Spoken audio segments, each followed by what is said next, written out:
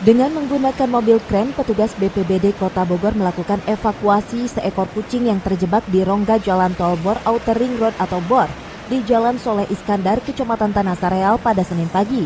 Petugas cukup kesulitan untuk mengevakuasi lantaran rongga yang sangat sempit. Namun dengan kesabaran petugas, hewan ini akhirnya berhasil dikeluarkan. Kucing itu pertama kali terlihat oleh warga sejak hari Sabtu. Saat itu kucing sempat terlihat namun menghilang kembali. Dan akhirnya saat kucing terlihat, warga lantas melapor ke petugas untuk dievakuasi.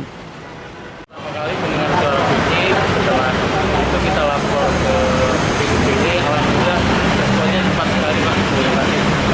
Itu memang kucing yang selalu ada di sini atau gimana? Saya kurang begitu paham ya, karena memang ada beberapa kucing yang suka di sini. Tapi begitu kita dengar dan lihat ada kucing di situ, langsung kita lapor. Awal terlihat itu di sebelah mana? Atas gimana? Awalnya di yang tadi yang kelihatan itu yang di bawah di batang layar itu, jadi setiap 1 jam sekali dia nongol keluar gitu, bersuara gitu, tadi bisa lihat. Hari apa itu, Kang? Hari apa itu?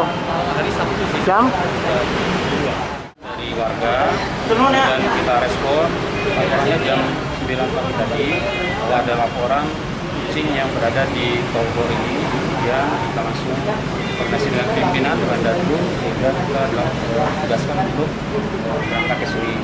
Karena memang cukup sulit ya, kondisi medan yang cukup kecil, tetapi ya kita maksimalkan dengan BPBD koordinasi dengan pertamanan. Alhamdulillah kucingnya bisa dievakuasi. Ini sekalinya wanita.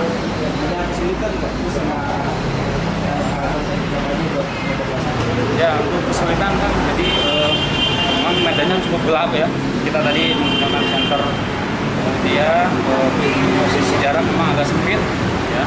Kemudian alat-alat yang kita gunakan alat vertikal dan sistem manual. Ya. Kucing tersebut terlihat lemas kelaparan karena terjebak selama 3 hari. Lantaran kasihan dengan kondisinya, kucing ini akhirnya dipelihara oleh warga yang melapor. Dari Kota Bogor, Herman Bons melaporkan.